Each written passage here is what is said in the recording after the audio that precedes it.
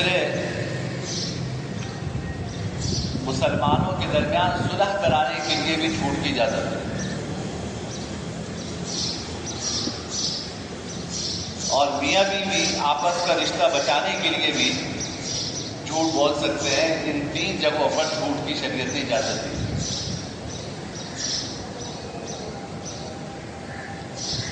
اور علماء نے لکھا کہ ان 3 جگہوں پر بھی کوشش یہ کرنی چاہیے کہ صاف جھوٹ بولنے کے بجائے ذو معنی الفاظ استعمال کریں، جس کو توریہ کہتے ہیں، ہم اردو میں اس کو یوں کہہ سکتے ہیں کہ ذو معنی الفاظ۔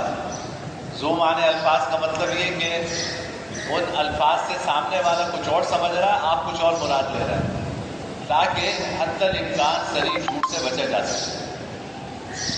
مثلا جب ہجرت کے موقع پر حضرت ابوبکر صدیق رضی اللہ تعالیٰ عنہ اور حضور ہجرت کر کے جا رہے تھے، اور کفار نے آپ کے سر کی قیمت لگائی تھی 100 اونٹ، اور اس 100 اونٹ کو حاصل کرنے کے لیے نہ جانے کتنے لوگ آپ کی تلاش میں تھے۔ تو راستے میں ایک مشرک ملا جو حضرت ابوبکر صدیق کو جانتا تھا، حضور کو نہیں جانتا تھا۔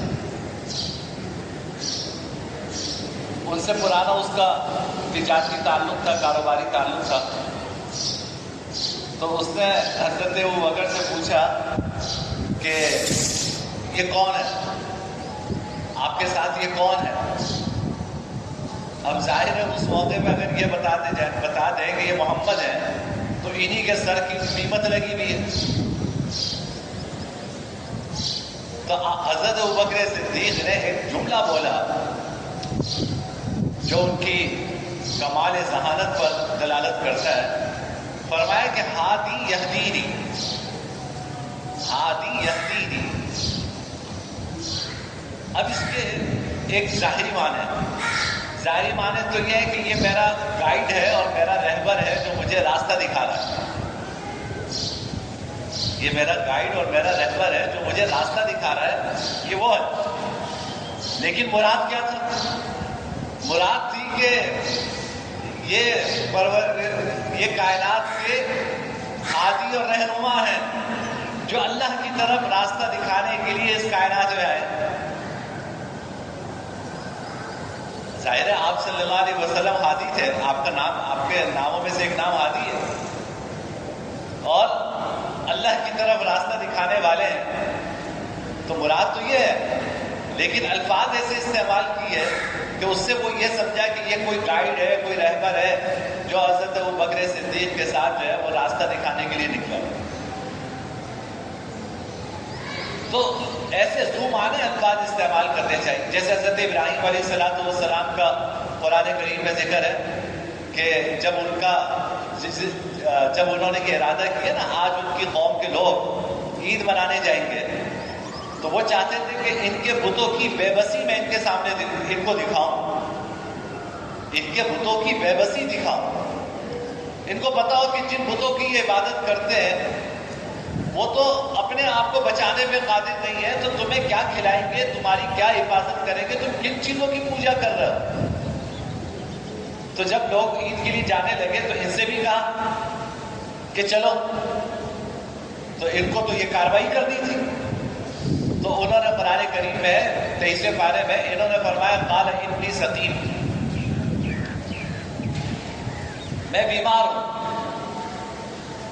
سننے والا یہ سمجھا کہ ظاہری بیمار، انہوں نے مراد یہ لی کہ باطنی بیمار ہوں، روحانی بیمار ہوں۔ اور ان کے جانے کے بعد پھر ان کے بتوں کا حشر نشر کیا، اور پھر ان کو یہ دکھایا کہ جن بتوں کی تم عبادت کرتے ہو ان کی کیا حیثیت ہے۔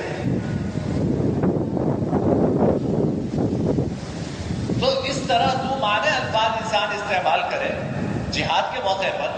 ظاہر الحرب خدعہ، جنگ جو ہے یہ تو دھوکے کا نام ہے، آپ چال چلتے ہیں۔ جب جناب نبی کریم صلی اللہ علیہ وسلم جہاد کے لیے تشریف لے جاتے تھے، کبھی سوائے غزوہ تبوک کے بقیہ جتنے غزوات ہوئے ہیں آپ نے مدینہ سے کہیں اور کا رخ کیا اور آگے جا کے رخ موڑا۔ یہ جنگی تدبیر تھی۔ کہ مدینہ سے نکلے تو رخ کہیں اور کا کیا، تاکہ یہ جو منافقین ہیں، جو مشرکین کے جاسوس ہیں، جو حقیقی معنوں میں کفار ہیں، یہ سمجھے کہ جی یہ تو اس سے تمہیں نکلے، اور آگے جا کے اپنا رخ تبدیل کیا اور جہاں حملہ کرنا تھا وہاں تشریف لے گئے۔ تو جنگ تو نامی ان چالوں کا اور ان تدبیروں کا ہے، تو اس میں اگر آپ خلاف واقع کوئی بات کرتے یا کہتے ہیں تو شریعت نے اس کی اجازت ہے۔ دوسری چیز جس سے آپ کو اندازہ ہوگا کہ ہمارے آپس کے جھگڑے شریعت میں اس کی کتنی برائی ہے اور کتنی قباحت ہے شریعت کی نگاہ میں، مسلمانوں میں صلح کرانے کے لیے بھی جھوٹ بولنے کی اجازت ہے۔ آپ نے دیکھا کہ دو گھروں میں لڑائیاں ہیں، دو بھائیوں میں لڑائی ہے، تو آپ گئے، آپ نے کہا کہ یار کیا تم لوگ لڑ رہے ہو؟ وہ تو کل تمہاری بڑی تعریف کر رہا تھا کہ بھائی صاحب تو بڑے اچھے اور تمہیں بڑے اچھے انداز میں یاد کر رہا تھا۔ تو اب وہ اور ادھر جا کے آپ نے یہاں کی صفائی کر پیش کی کہ بھائی میں ان کے پاس گیا تھا، وہ تو کہتے میری طرف سے کوئی مسئلہ نہیں ہے، کوئی ایسی بات نہیں ہے۔ اب آپ نے اگرچہ غلط بیانی کی، لیکن غلط بیانی کر کے دو لوگوں کو قریب لے کر آ گیا۔ پہلے تو یہ ایک دوسرے کا منہ دیکھنے کے روادار نہیں تھے، ایک دوسرے کا منہ دیکھنے کے روادار نہیں تھے۔ آپ نے اس طرح کے الفاظ کہہ کے ان کا جو آپس کا فاصلہ ہے وہ آپ نے کم کر دیا۔ اور مسلمانوں میں صلح کروانا اس کی تو بڑی فضیلت ہے۔ ایک حدیث میں جناب نبی کریم صلی اللہ علیہ وسلم نے فرمایا کہ میں تمہیں ایسی چیز نہ بتلاؤں جو نماز سے بھی بہتر ہے، روزے سے بھی بہتر ہے، زکوٰۃ سے بھی بہتر ہے۔ فرمایا کیا؟ صحابہ نے پوچھا، عرض کیا کیا سنا کیا؟ فرمایا کہ مسلمانوں میں آپس میں صلح کرانا، مسلمانوں میں آپس میں صلح کروانا۔ یہ جو ہمارے آپس کے جھگڑے ہیں، کہیں پہ خاندانی جھگڑے ہوتے ہیں، کہیں بھائیوں کے درمیان ہو جاتے ہیں، کہیں کاروباری رقابتیں ہوتی ہیں، کہیں عصبی بنیادوں پہ، سیاسی بنیادوں پہ ہم آپس میں لڑتے ہیں۔ یہ آپس کا لڑنا ہمیں کمزور کرتا ہے۔ حدیث نے فرمایا کہ یہ آپس کا لڑنا یہ کیا ہے؟ حالقہ، یہ جس طرح اسطورہ تمہارے بالوں کو موڑتا ہے، اس طرح یہ آپس کے جھگڑے تمہارے دین کو موڑتے ہیں۔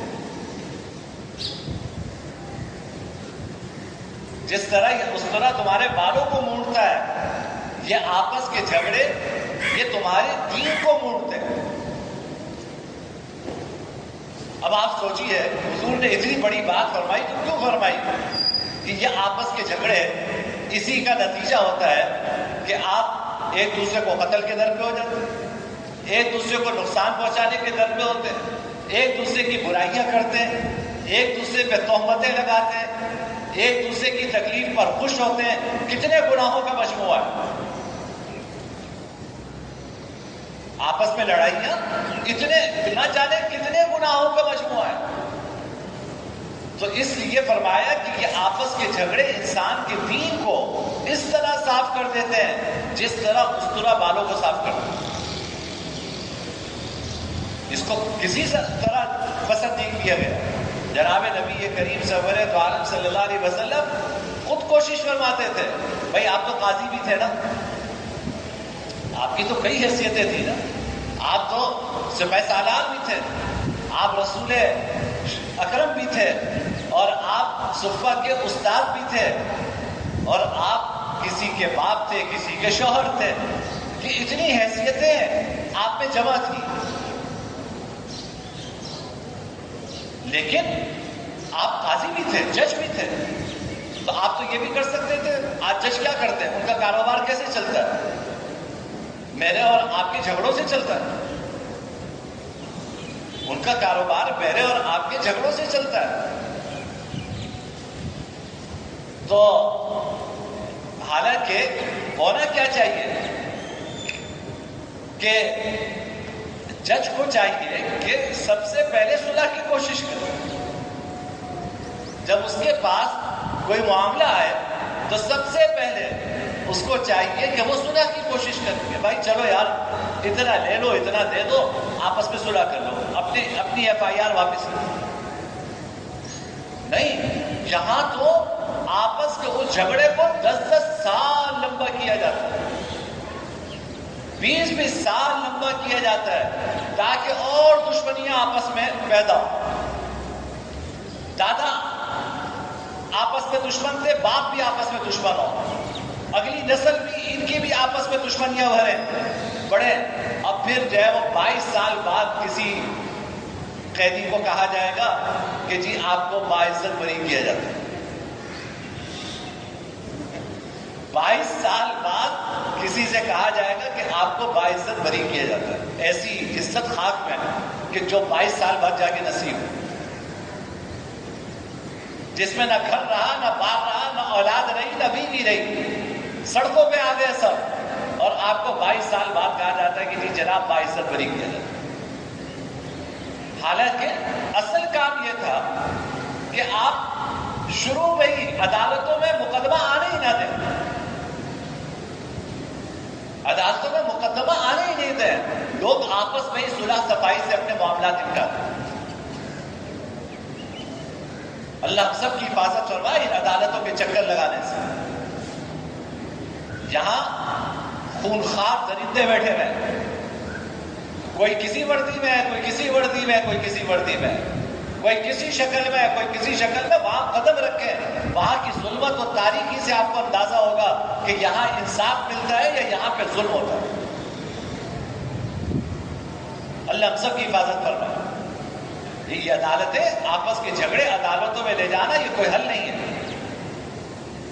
آپ فرض کیجئے آپس کے جھگڑے ہیں، آپ لے گئے عدالت میں، 5 سال 10 سال مقدمہ چلا، فیصلہ ہو گیا، آپ ہارے یا جیتے، کیا یہ جو دونوں فریق ہیں، کوئی ہارا یا کوئی جیتا، یہ آپس میں دوسرے کی شکل دیکھیں گے؟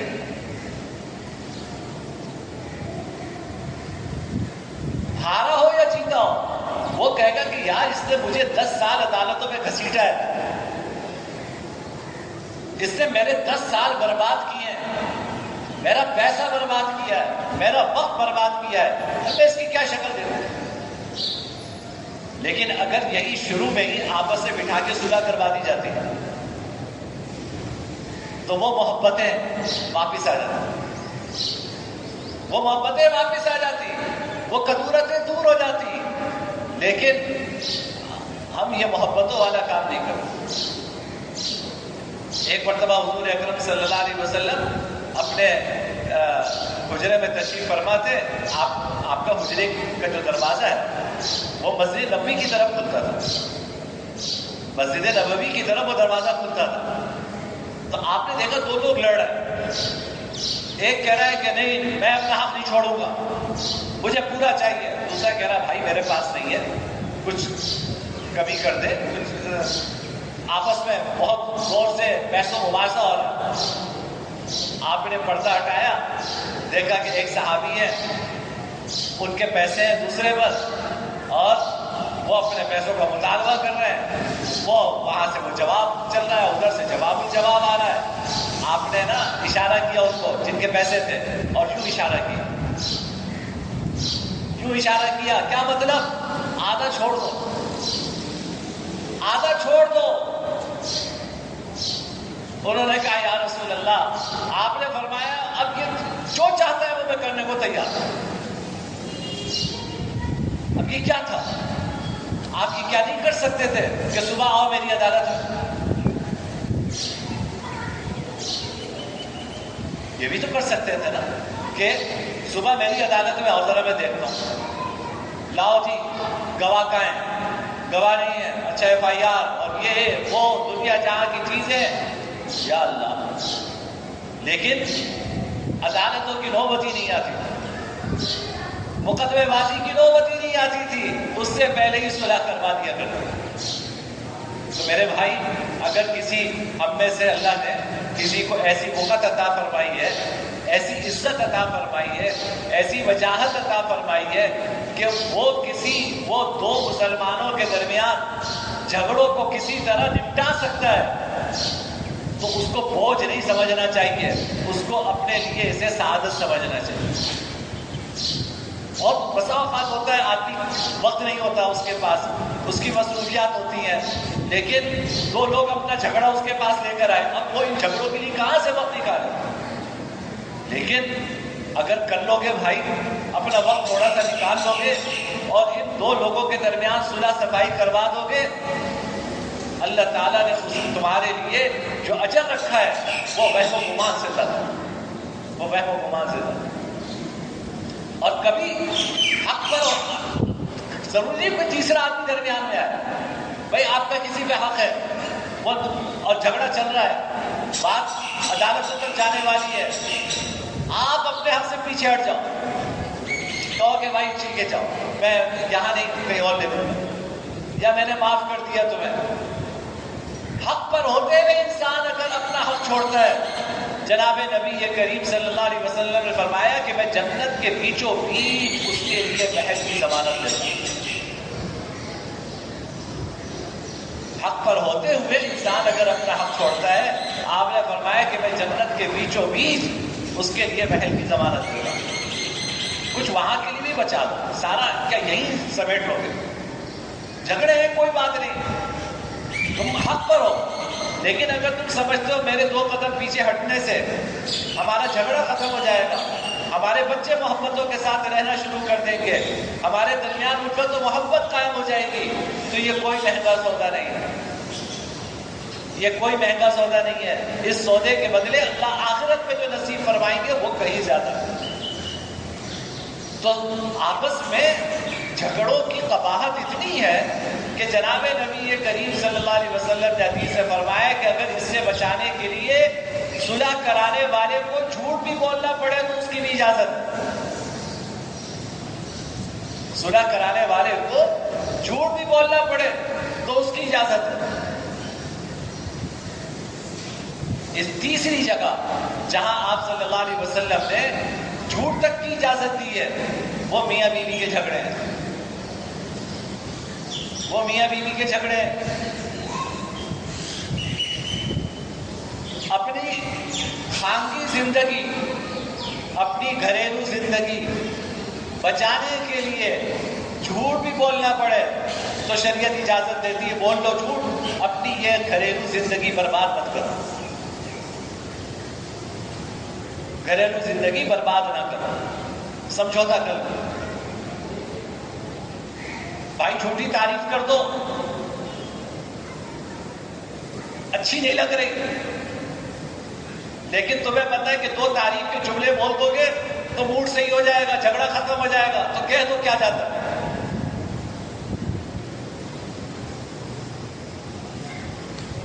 کر لو تعریف تاکہ آپس میں جھگڑے نہ ہو۔ میاں بیوی کا جھگڑا اس سے بڑھ کر کوئی عذاب نہیں ہے۔ اللہ کسی کو گھر کا سکون عطا فرمائے، اس سے بڑھ کر کوئی راحت نہیں ہے، اور اگر گھر کے اندر جھگڑے ہیں اس سے بڑھ کر کوئی عذاب نہیں۔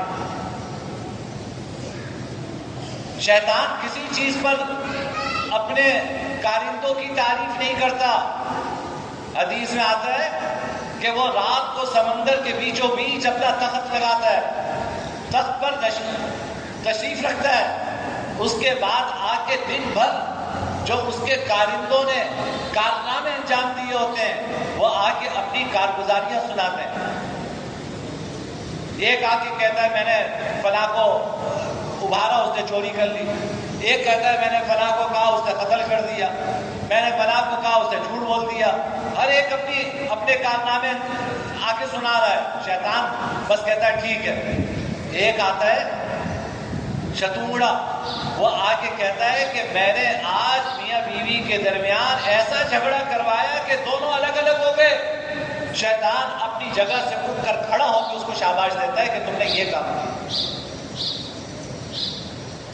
یہ ہے اصل کام۔ وجہ یہ کہ میاں بیوی اگر آپس میں ان کی لڑائیاں ہیں، ان کے جھگڑے ہیں، تو اس کا اثر صرف ان دو لوگوں پہ نہیں رہے گا، سب سے بڑا اثر اولاد پہ پڑے گا۔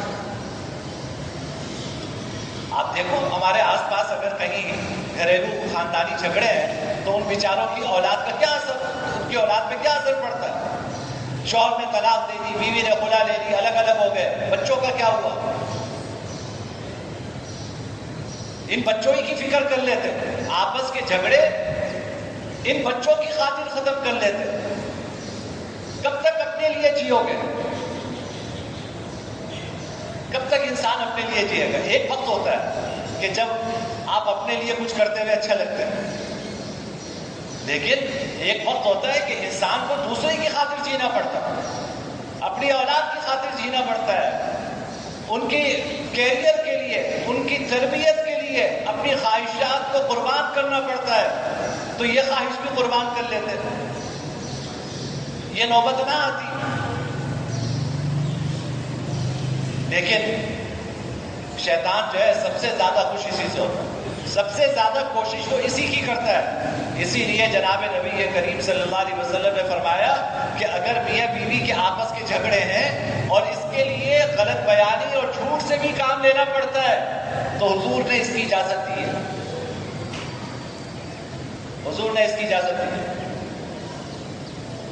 اس لیے پوچھ لیا کرو، ہر جگہ تقویٰ نہیں چلتا۔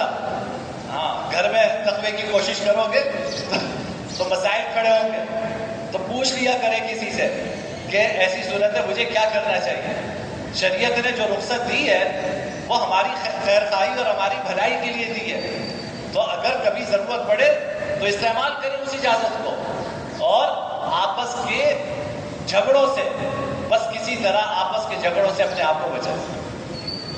تو میں یہ عرض کر رہا تھا کہ جھوٹ کتنا شدید گناہ ہے، شرک کے برابر قرآن نے قرار دیا اس کو۔ انسان جھوٹ بولتا ہے، فرشتے 40 میل دور چلے جاتے ہیں جھوٹ کی بدبو کی وجہ سے، لیکن جناب نبی کریم صلی اللہ علیہ وسلم نے گھر کو بچانے کے لیے آپس کے جھگڑوں کو ختم کرنے کے لیے اجازت دی ہے کہ اگر غلط بیانی کرنی بھی پڑے تو ایسے موقع پر تم غلط بیانی کر سکتے ہو، تمہیں گناہ نہیں ہوگا جھوٹ کا۔ اللہ تعالی ہم سب کو دین کی صحیح سمجھ نصیب فرمائے۔ وآخر دعوانا